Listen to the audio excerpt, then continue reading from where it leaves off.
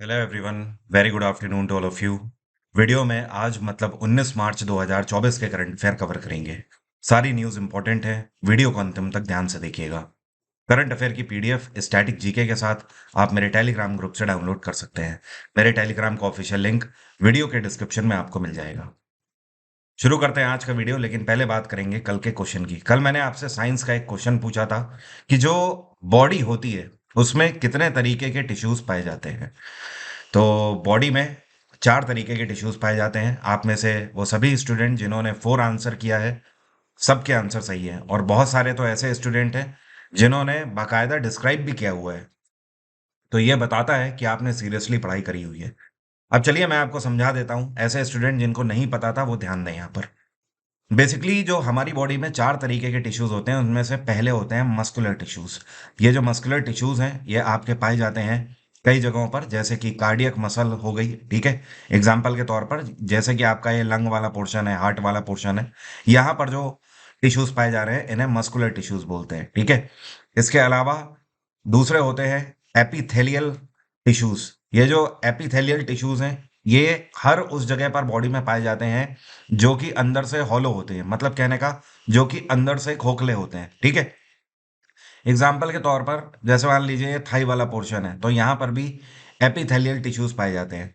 अब ये खोखला कैसे? क्योंकि इसके अंदर बोन है, बात आ रही है समझ। लेकिन ये जो हार्ट था इसके अंदर तो बोन नहीं थी, तो ये आपके मस्कुलर टिश्यूज हो गए। लेकिन ये आपके हॉलो ऑर्गन्स होते हैं जहां पर एपिथेलियल टिश्यूज पाए जाते हैं। और इसी तरीके से जैसे इंटेस्टाइन हो गई, तो इंटेस्टाइन अंदर से क्या होती है? खोखली होती है ना, तभी तो उसके अंदर से पाचन क्रिया पूरी हो पाती है। तो उसमें भी एपिथेलियल टिश्यूज पाए जाते हैं। तीसरे जो होते हैं ये होते हैं नर्व टिश्यूज। नर्व का मतलब क्या होता है? नर्व का मतलब होता है नसें, ठीक है। तो पहली चीज तो ये कि आपकी बॉडी में जितनी भी नसें हैं उन सभी नसों में ये नर्व टिश्यूज ही पाए जाते हैं, तभी इन्हें नर्व टिश्यू बोला जाता है। अपार्ट फ्रॉम दिस, ब्रेन के अंदर भी जितना भी आपका एक से दूसरी जगह मैसेज पहुंच पा रहा है वो सारा कुछ नर्व टिश्यूज के ही थ्रू पहुंच पा रहा है। जो आपका ब्रेन होता है उसके अंदर इस तरीके की झिल्लियां होती हैं और यही नर्व सेल कहलाते हैं, जो कि एक से दूसरी जगह इंफॉर्मेशन पहुंचाने का काम करते हैं। और चौथे जो होते हैं ये कहलाते हैं कनेक्टिव टिश्यूज। कनेक्टिव टिश्यूज नाम ही इसका इसलिए है क्योंकि ये वो टिश्यूज होते हैं जो कि आपकी बॉडी के ऑर्गन्स को जोड़ने का काम करते हैं एक से दूसरे ऑर्गन के साथ। अब बॉडी के ऑर्गन्स एक से दूसरे को जोड़ता कौन है? जाहिर सी बात है, जितनी भी हड्डियां हैं हमारी बॉडी की वही जोड़ने का काम करती हैं। एग्जाम्पल के तौर पर आपकी जो कलाई है, अब ये जो कलाई है आप ऊपर नीचे कर सकते हो, इधर उधर कलाई को घुमा सकते हो। तो ये क्या है आपके, ठीक है, ये कनेक्टिव टिश्यूज के ही थ्रू ये पॉसिबल हो पा रहा है। इसके अलावा जो आपके फैट सेल्स हैं वो भी कनेक्टिव टिश्यूज में आ जाते हैं। जैसे कि थाई वगैरह में आपके फैट है, ठीक है। या कई बार आप देखोगे आमतौर पर जो थाई होती है वो मोटी ही होती है लोगों की, तो वहां पर फैट सेल्स हैं, ओके। तो ये 4 तरीके के सेल्स हैं। सेल क्या होता है? एक तरीके से ये आप मान लो कि आपकी बॉडी इन छोटे छोटे सेल्स से ही मिलकर बनी हुई है, मतलब ये अपने आप में कण है, ठीक है। तो ये पूरी दुनिया भी कणों से ही मिलकर बनी हुई है। उसी तरीके से एनिमल्स की जो बॉडी है ये भी इन्हीं कणों से मिलकर बनी हुई है, जिनको हम लोग टिश्यूज बोलते हैं। शुरू करेंगे आज के करंट अफेयर। हाल ही में कौन सी राज्य सरकार है जिसने प्रधानमंत्री श्री स्कूल्स योजना को अप्लाई करने के लिए मंजूरी दे दी है? यहां पर श्री का मतलब है S for schools for rising India. अब देखिए, प्रधानमंत्री श्री स्कूल्स योजना का मतलब ये है कि पूरे भारत भर के जो स्कूल्स हैं, जो सरकारी स्कूल हैं, उनका इंफ्रास्ट्रक्चर पूरे तरीके से बदल दिया जाएगा। क्लासरूम डिजिटल कर दिए जाएंगे। पीने के पानी की बेहतर फैसिलिटी होनी चाहिए बच्चों के लिए। वॉशरूम की बेहतर फैसिलिटी होनी चाहिए। खेल कूद की एक्टिविटीज़ के लिए हर स्कूल के अंदर इंफ्रा होने चाहिए, जैसे कि झूले वगैरह होने चाहिए। ये सारी चीज़ों का ख्याल रखा जाएगा। तो ये है तमिलनाडु में एम के स्टालिन की सरकार। तमिलनाडु सरकार ने मंजूरी दे दी है कि भारत सरकार की इस योजना को तमिलनाडु के अंदर जितने भी स्कूल हैं उन सब में अप्लाई कर दिया जाएगा। इस योजना के अंतर्गत टोटल जो धनराशि आवंटित करी गई है वो 27,360 करोड़ की धनराशि है। और 27,360 करोड़ के इस बजट की मदद से पूरे भारत भर के 14,500 स्कूलों को दुरुस्त किया जाएगा। फिलहाल अगर बात करी जाए तो इस टोटल धनराशि में से केंद्र सरकार की तरफ से 18,128 करोड़ की धनराशि दी गई है। बाकी की स्टेट गवर्नमेंट खुद वहन करेंगे। और तमिलनाडु में गवर्नर कौन है? ये हैं आर एन रवि। कौन है? R N Ravi.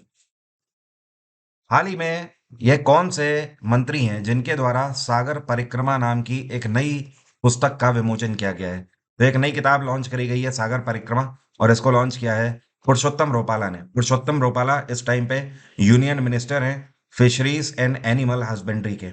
अब ये जो सागर परिक्रमा किताब है, ये दरअसल ये बताती है कि भारत का जो वेस्ट कोस्ट हो गया, ठीक है, और जो ईस्ट कोस्ट हो गया, यहाँ से नए वाटर रूट कौन कौन से बनाए गए हैं जिनसे कि ट्रेडिंग करी जा रही है आसपास के देशों से, ठीक है। इतना ही नहीं, पर्यटन के लिए क्या क्या चीजें वाटर में करी गई हैं। तो अल्टीमेटली हमारे भारत के आसपास जितनी भी वाटर बॉडी है, ठीक है, वहां पर पिछले कई सालों में जो जो भी केंद्र सरकार की तरफ से चीजें योजनाएं अप्लाई करी गई हैं, उन सबको इस किताब में लिखा गया है। इस किताब के अंदर 7 चैप्टर हैं। हाल ही में रशिया के प्रेसिडेंट व्लादिमीर पुतिन ने इलेक्शन जीत लिया है। इस बार इन्हें कितने प्रतिशत वोट मिले हैं? तो इन्हें 76% वोट इस बार मिले हैं। आपको बता दूं, रशिया के पिछले 200 सालों के इतिहास में ये पहले ऐसे राष्ट्रपति हैं जिनको इतने ज्यादा वोट मिले हुए हैं इस बार। इवन इससे पहले की भी जो इनको कार्यकाल रहे हैं, उसमें भी इनको इतने ज्यादा वोट नहीं मिले जितने इस बार मिले हैं। और इस बार का जो कार्यकाल है इनका, जाहिर सी बात है, जब इसको मिला दें तो टोटल 24 वर्षों का अब इनका कार्यकाल हो जाएगा। फिलहाल ये 18 साल से राष्ट्रपति हैं रशिया के। राष्ट्रपति का जो कार्यकाल होता है रशिया के अंदर, वो हमारे देश जैसा नहीं है। जैसे कि हमारे देश में 5 साल का कार्यकाल है राष्ट्रपति का, लेकिन रूस के अंदर 6 साल का कार्यकाल होता है। तो अब 18 साल ये सर्व कर चुके हैं, एक बार फिर से राष्ट्रपति बने हैं, तो अब ये 24 सालों का इनका कार्यकाल हो जाएगा इस कार्यकाल को मिलाते ही। और रशिया की कैपिटल क्या है? मॉस्को। एक जॉइंट मिलिट्री एक्सरसाइज है जो कि अभी हाल ही में इंडियन आर्मी ने शुरू करी है। इसका नाम क्या है? इसका नाम है लामितिये 2024। तो ये कौन से देश के साथ कंडक्ट करी जा रही है? तो ये भारत और सेशल्स के बीच में कंडक्ट करी जा रही है। और इस बार ये कहाँ हो रही है? तो ये सेशल्स में ही हो रही है। सेशल्स कहाँ पड़ता है? ये अफ्रीका में पड़ने वाला एक देश है। और भारत की तरफ से गोरखा राइफल्स के 45 सोल्जर्स इसमें हिस्सा लेने गए हुए हैं। और ये जो एक्सरसाइज है ये कल के दिन शुरू हो गई है, मतलब 18 मार्च को। और ये कब तक चलेगी? इसका समापन होगा 27 मार्च को।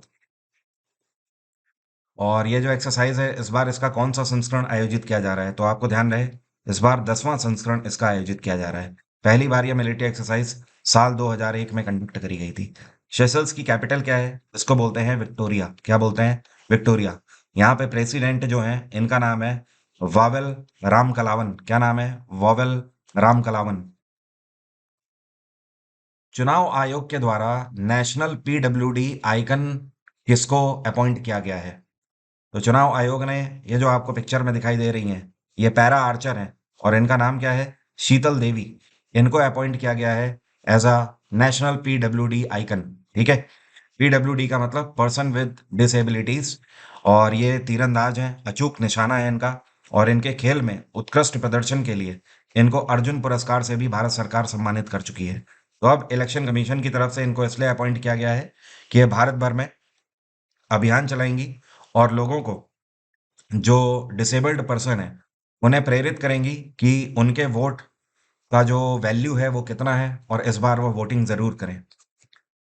और इलेक्शन कमीशन के इस टाइम पे चीफ इलेक्शन कमिश्नर कौन है? ये है राजीव कुमार। और ध्यान रहे, अभी 4 दिन पहले ही 2 नए इलेक्शन कमिश्नर्स भी अपॉइंट किए गए हैं। एक हैं ज्ञानेश कुमार और दूसरे हैं सुखबीर सिंह सांधु, ठीक है। तो इन दोनों का नाम आप जरूर ध्यान रखिएगा। हाल ही में बहुत ही प्रमुख अपॉइंटमेंट हैं जो कि ये करे गए हैं। और इलेक्शन कमीशन के लिए हमारे संविधान में आर्टिकल 324 में प्रावधान है। इलेक्शन कमीशन की स्थापना 1950 में करी गई थी, 25 जनवरी के दिन। यही कारण है कि 25 जनवरी को हम लोग हर साल राष्ट्रीय मतदाता दिवस के रूप में भी मनाते हैं।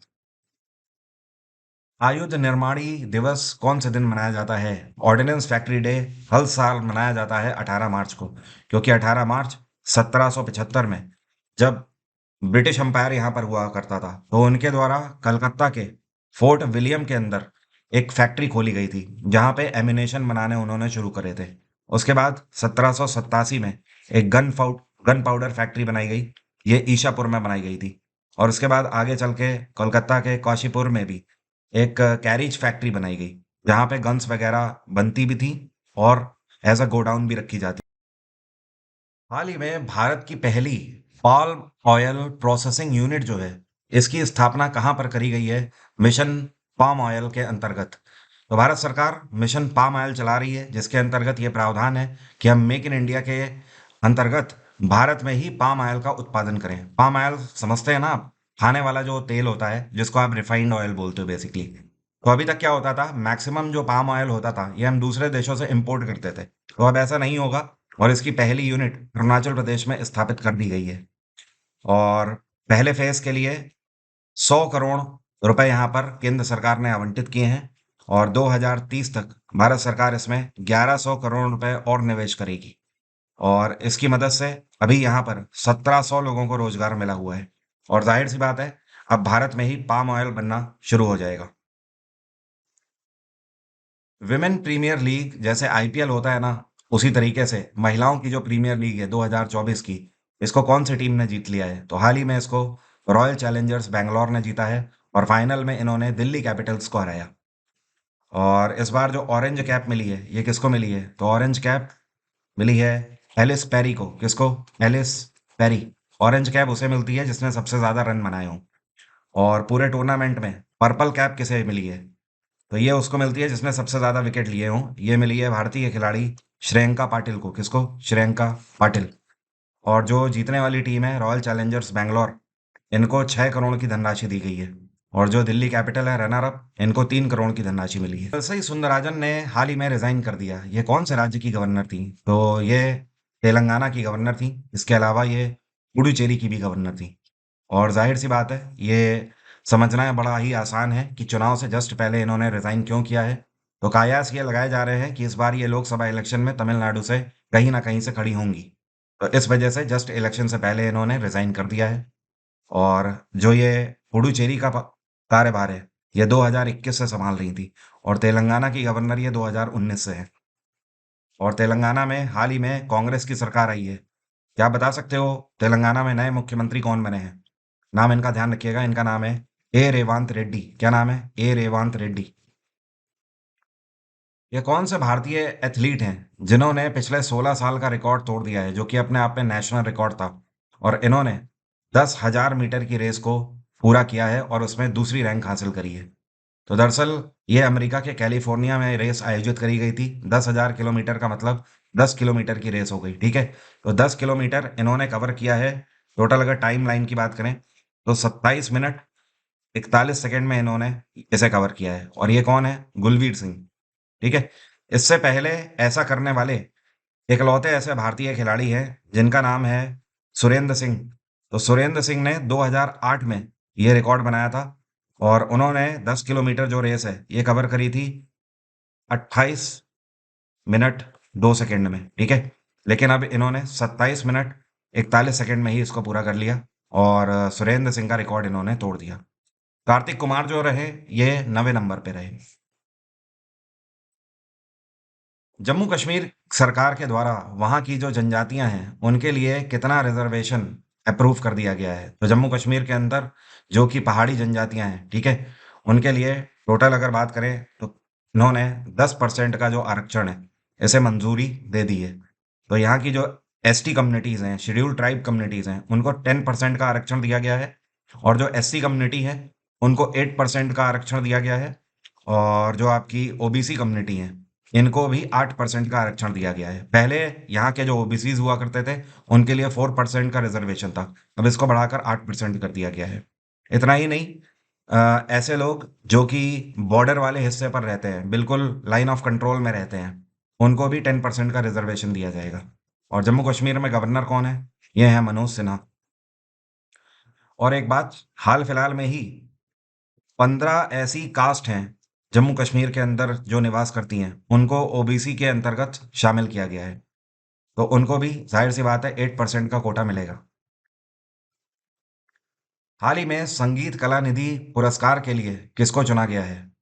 ये जो आपको पिक्चर में दिखाई दे रहे हैं, ये हैं टी.एम. कृष्णा। इनको सम्मानित किया जाएगा संगीत कला निधि पुरस्कार से। और वैसे तो ये ऑफ स्टेज की अगर बात करें तो ये एक्टिविस्ट भी हैं। और ऑन स्टेज की बात करें तो ये बहुत ही अच्छे एक गायक हैं। तो इनको इनके गायन के लिए सम्मानित किया जाएगा संगीत कला निधि पुरस्कार से। 48 साल की इनकी उम्र है। और इतना ही नहीं, नीना प्रसाद जो हैं, इनको भी चुना गया है नृत्य कला निधि पुरस्कार के लिए। तो ये डांसर हैं और क्लासिकल डांसिंग के लिए अब इनको सम्मानित किया जाएगा। तो दोनों के नाम आप ध्यान रखें। अब मेरा आज का सवाल आपसे, आप में से कितने लोग बता सकते हैं ये कौन सा देश है जिसकी पार्लियामेंट का नाम है नेशनल डाइट? कमेंट बॉक्स में लिखकर बताइए। फिलीपींस, ब्रिटेन, ऑस्ट्रेलिया या कनाडा? 2024 के किसी भी एग्जाम के लिए आप मेरा जीएस जीके का foundation batch exam engine application से अवेल कर सकते हैं और इसमें 25% का ऑफर चल रहा है जिसे आप अवेल कर सकते हैं। इस बैच के अंदर मैंने history, polity, geography, science, economics, computer सब कुछ कवर किया हुआ है जो कि आपके किसी भी एसएससी एग्जाम के लिए और स्टेट एग्जाम के लिए 100% अप्रोप्रिएट है। वन लाइनर क्रैश कोर्स भी इसमें है जो कि आपको साथ ही में मिल जाएगा बैच के, और उसके अंदर 5 साल के पिछले पीवाईक्यूज भी मैंने कवर किए हुए हैं। और इस बैच का डायरेक्ट लिंक भी वीडियो के डिस्क्रिप्शन में है जहाँ से आप इसे प्राप्त कर सकते हैं। तो आज की बात यहीं तक रहेगी। और आप में से ऐसे स्टूडेंट जिनका 2 महीने बाद सीपीओ का एग्जाम है या 3 महीने बाद एमटीएस का एग्जाम है, वो सब भी जीएस जीके पूरी और साथ में रीजनिंग पूरी अवेल कर सकते हैं इस बैच की मदद से। इस बैच में भी करीब 999 में ऑफर चल रहा है। अभी करीब 600 या 700 का है जिसे आप आसानी से अवेल कर सकते हैं। 30% ऑफ चल रहा है। तो आज की बात यहीं तक रहेगी। Thank you so much. Have a nice day. Take care. Bye bye. आपका दिन मंगलमय हो।